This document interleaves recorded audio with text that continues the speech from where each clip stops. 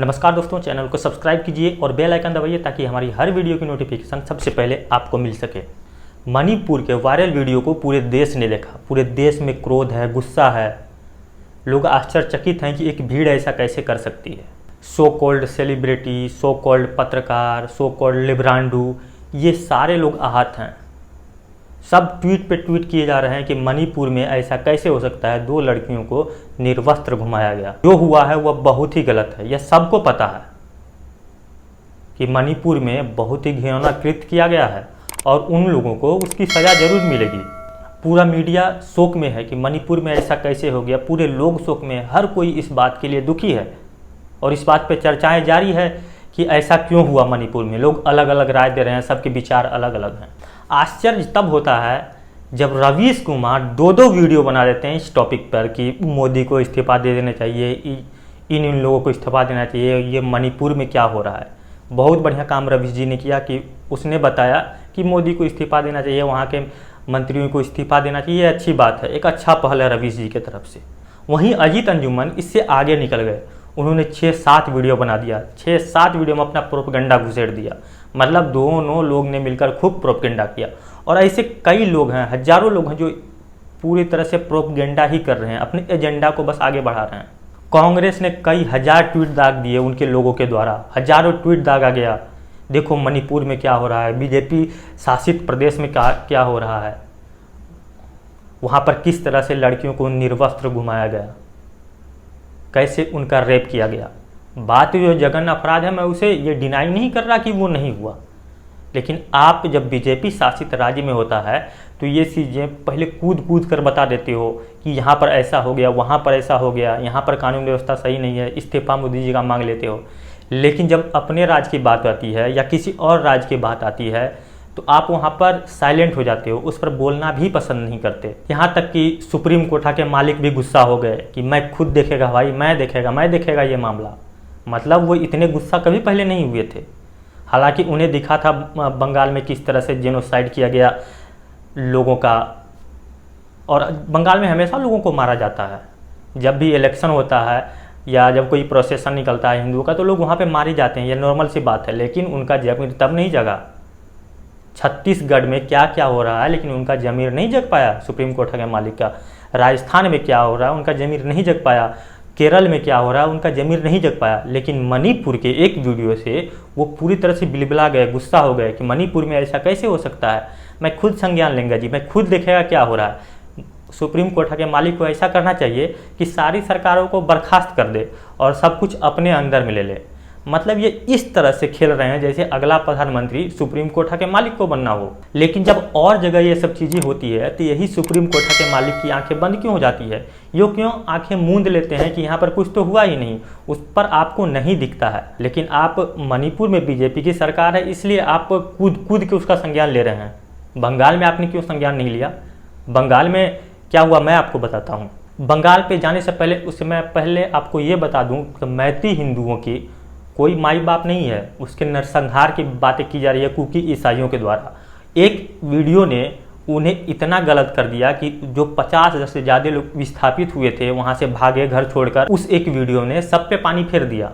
उस एक वीडियो के कारण पूरा मैतई हिंदू समाज को गलत ठहराया जा रहा है। बस एक वीडियो के कारण उस पर कितने अत्याचार हुए लोग भूल गए। उनके घरों को कैसे जला दिया, उनके बच्चों को कैसे जला दिया गया, लेकिन सब भूल गए।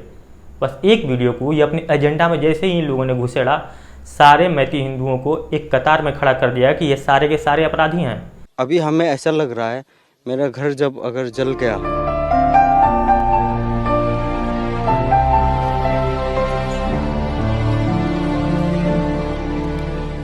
एक घर में मेरा दादी जल गया था, उसका ओनली हमें सर का स्कल मिला है।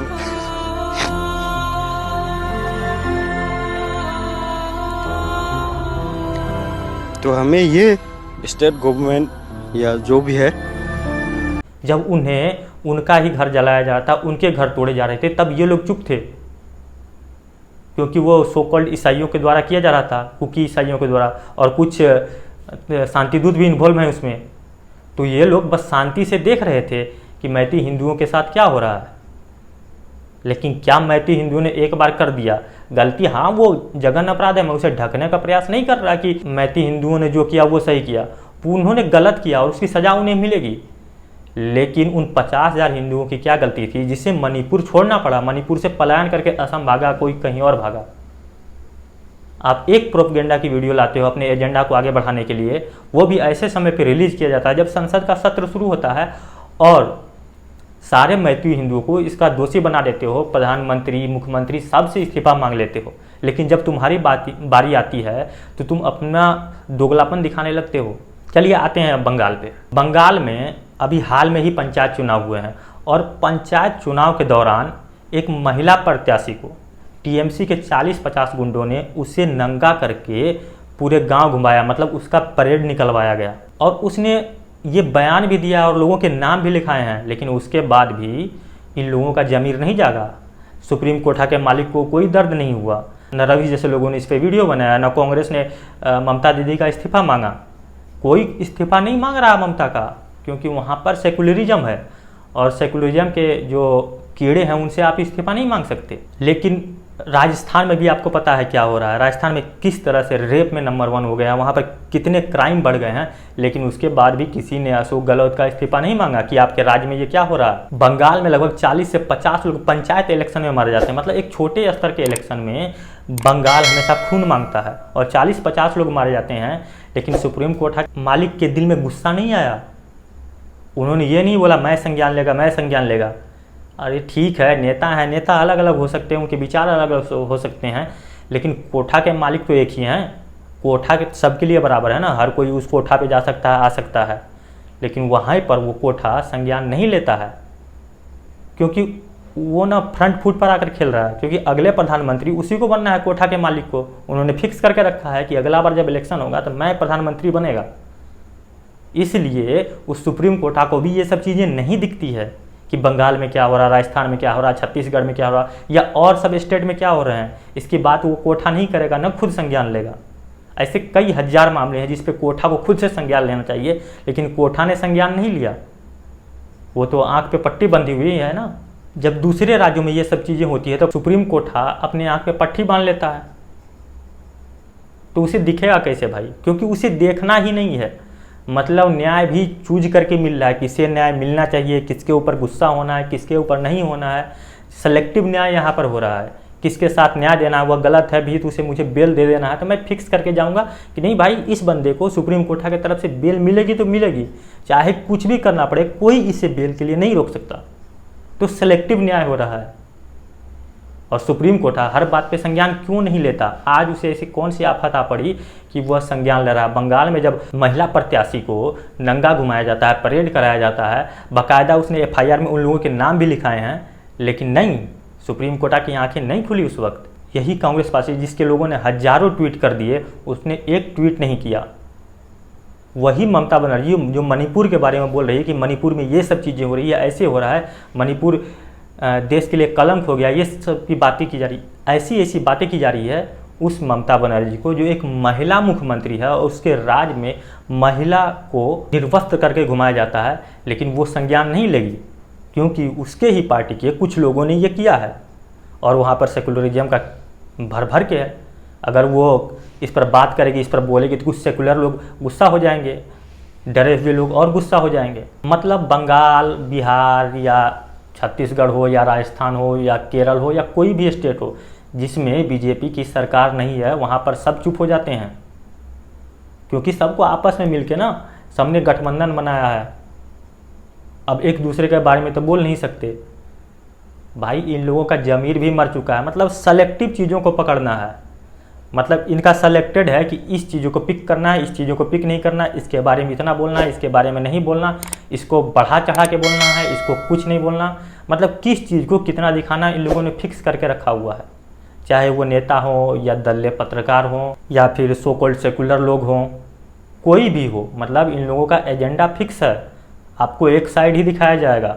मणिपुर को बता दिया गया कि ये देश पर कलंक है, लेकिन बंगाल में जो हुआ वो देश पर कलंक नहीं है। अभी हाल की बात है, राजस्थान में 4 लड़कों को अरेस्ट किया गया है एक दलित लड़की का रेप करने के मामले में। लेकिन तो अरे वहाँ पर तो सेकुलरों की सरकार है, कांग्रेस की सरकार है, तो वहाँ पे सब ठीक ही होगा। अगर दूसरी सरकार होती, बीजेपी की होती, तब तो कई बार इस्तीफा मांग चुके होते ये लोग। वहाँ पर बीजेपी तो है नहीं, इसलिए इन लोगों ने इस्तीफा नहीं मांगा। वहाँ के एक मंत्री ने ये बोल दिया कि हम महिलाओं की सुरक्षा करने में असमर्थ हैं,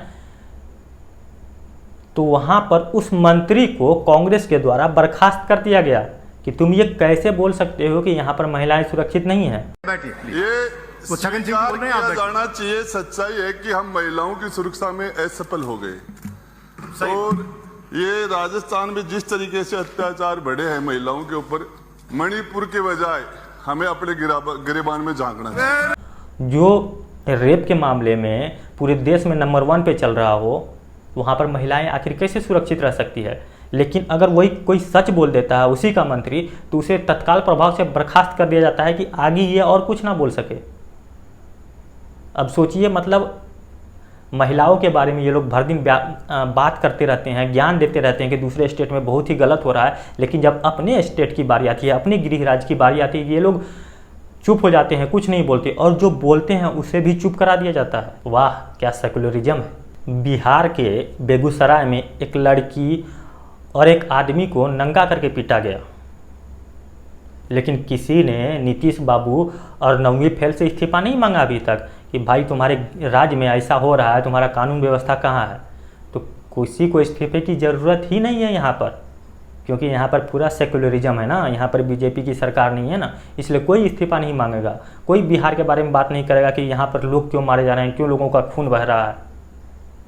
इसलिए कि यहाँ पर ये बीजेपी शासित प्रदेश नहीं है, और सुप्रीम कोर्ट के मालिक भी, हालांकि है तो वो नौकर, लेकिन वो मालिक जैसा बिहेव करते हैं, तो वो भी खुद संज्ञान नहीं लेगा। इन सब चीज़ों को उनकी आंखें बंद हो जाएगी। अब कोई वीडियो अगर मध्य प्रदेश से आ जाए, तब वो तो कूद कूद के संज्ञान लेगा। ये सब चीज़ें कहीं ना कहीं जो दोगले टाइप के लोग होते हैं, उनका जो स्तर होता है वो यही है। वो तो सेलेक्टिव चूज करके अपना काम कर लेते हैं और अपना जो एजेंडा और प्रोपेगेंडा करते रहते हैं।